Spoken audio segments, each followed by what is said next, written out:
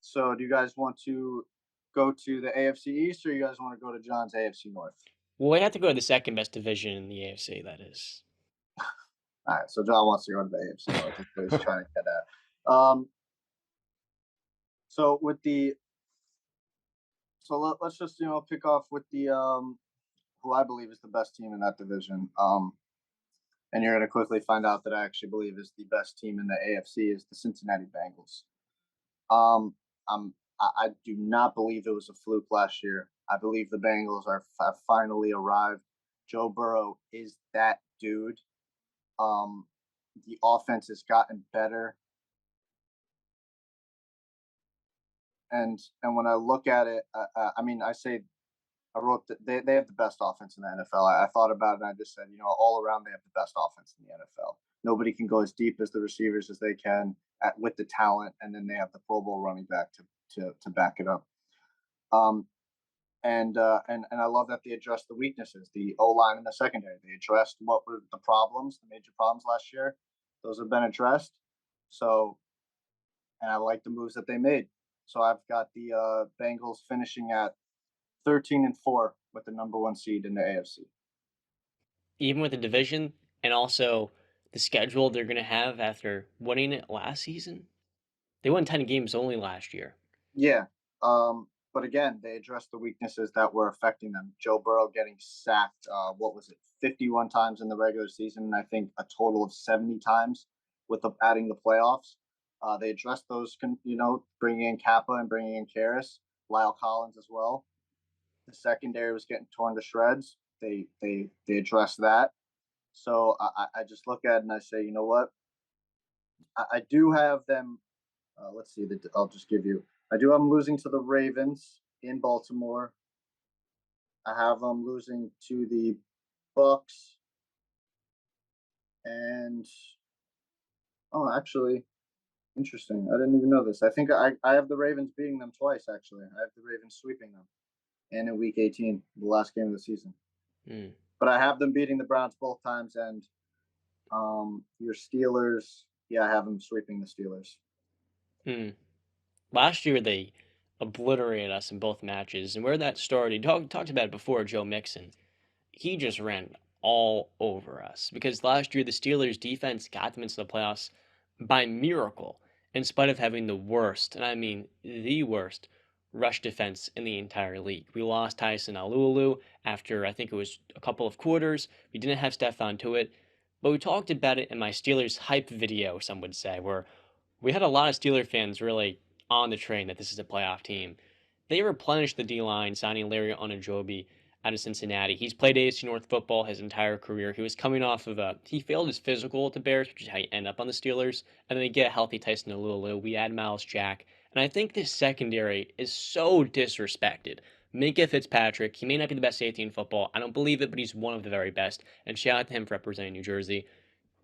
Terrell Edmunds is the definition of sturdy, one of the most reliable starters in the NFL, and he gets disrespected and sometimes called a bust, which is ridiculous. He's very good at covering tight ends. He's good in the box. You can use him in different sub packages.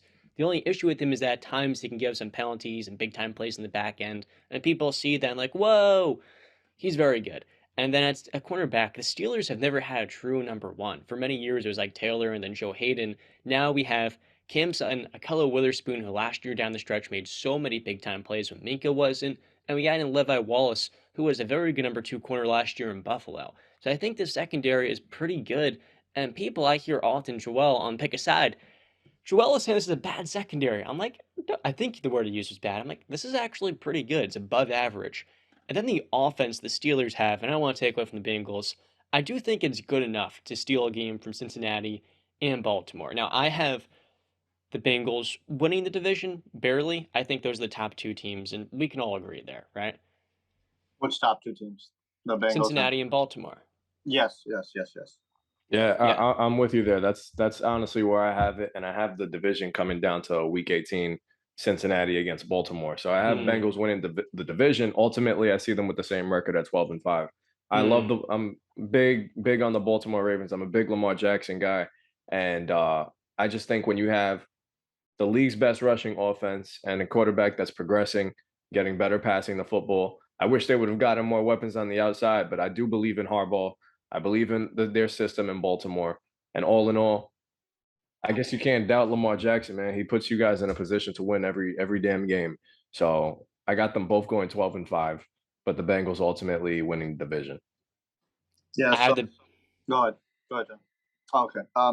So yeah, I didn't say I gave you the three losses for the Bengals I had, which were the Ravens twice and the Bucks. But their fourth loss that I have is to the New Orleans Saints, Week 6, and it's in New Orleans. I have them losing that game. Um, uh, but yeah, going on to the Ravens, I had them at 12-5, and then I landed with a 10-7 record. Um, I think they're dangerous. They can beat anybody on any given Sunday with Lamar, but I just think that they're going to split with the Steelers. I believe. Uh, I got them beating the Browns both times. I have them losing to the Bills and the Patriots. Yeah, I'm just not that high on Baltimore this year. this waiting game with Lamar wanting the biggest contract in football, it is very risky. I mean, as a Steeler fan, I'm glad because as good as the Steelers have defended and prepared for Lamar in their matchups against him, this dude is a stud. We forget so easily he's not only a league MVP, but he wins more than any other quarterback. Since coming to the league, his winning percentage is above 75%. And this was a team that before him was boring. John Harbaugh was on the hot seat. And I think with Baltimore, I had them winning 11 games, one less than the Bengals. You can't overlook the potential this team has. Sure, they have basically nothing at receiver outside Rashad Bateman, but they don't really need it. Marc Andrews is one of the three best tight ends in the NFL. Brandon, you love him. Justin, I know you love him.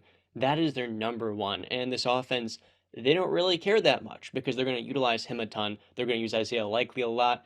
I think he can be a big time player of Coastal Carolina. They can use him as a receiver, and I think a block to stay on the field. That's two big time tight ends that they're gonna incorporate heavily in this passing attack. Gus Edwards won't be ready to get on the pup list until week 4, but I think with any running back, we saw last year Tyson Williams was undrafted. This is going to be one of the best rushing attacks.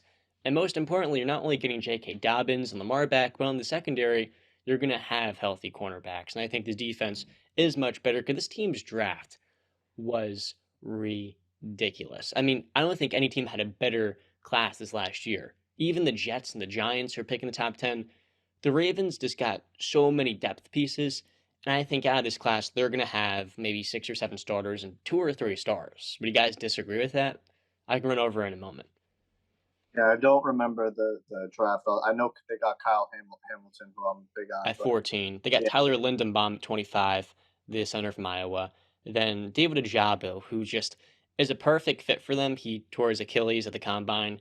At pick 45, Travis Jones at a UConn D tackle at pick 76. Then they go in the 4th round, Daniel Fallier out of Minnesota, offensive tackle. Jalen Armour Davis, he's a corner out of Alabama in the 4th round. I thought that was a really good pick. Charlie Kolar in the 4th round, a tight end that was supposed to be their second number 2. But I think that's going to be likely. They took a punter in the 4th round, which was like, okay, I guess you have like 5 4th round picks you can. Damian Williams, another corner, this one out of Houston, and then Tyler Batty, a running back in Missouri in the 6. I mean, they are going to get half a dozen stars at least in this class. I don't know if Kyle Hamilton has star upside per se, but I do think he fits well for this team. I'm expecting Linderbaum to fill out the center position. And like I said before, between Likely, David Ajabo, and Travis Jones, they got some guys with legitimate star potential on day 2. And I'm really worried that they not only won this draft, but they won it by a landslide. And I think there's a lot of depth coming in with this team. And while they may not be ready to start this season, you saw last year with the Bengals, so Joe Burrow coming off of his torn ACL, it took him some time to ramp up, and by midseason he was ready to go. I think we're going to see a similar thing with the Ravens this year, where this is the dark horse in the AFC. They may need more talent on the outside of receiver to really win the AFC and go to the Super Bowl. But this team, like you said, was it you, Justin? They can beat anybody. no, I said that they can beat anybody on any given Sunday. But I do want to say I do love John Harbaugh. I think he's one of the best coaches in football. They are healthy this year. That they were torn apart before the season even started and right as the season got going in the secondary and in the running back room. But just for me, it's just I look at it and I say this is a Lamar bust team. If Lamar doesn't show up, they're not winning. So, and everything's predicated on Lamar Jackson, and that as I do love Marc Andrews, it's going to be a lot easier for teams to defend one tight end with not really worrying about the receivers and then focusing and honing in on Lamar Jackson. I think Isaiah Likely is really going to. He's been a stud in preseason and in training camp. That dude can play. So if you want to let so Justin, Can do I you have jump to anything my? you want to say on Yeah, Ravens? no, I'm good on the Ravens. I've said what I need to say, bro. I really think that this team, like, I agree with John. John said it. They're a dark horse in the AFC. I think that's the case for every single season that they're out there. I just think, like I've said it before, they can beat anybody as long as you have Lamar Jackson under center. You're in good hands. They have an elite defense. They can protect the passer. I think the Ravens are in good hands right now. I just think at the moment Cincinnati just wins the division. They just inch them out in week 18. That's it.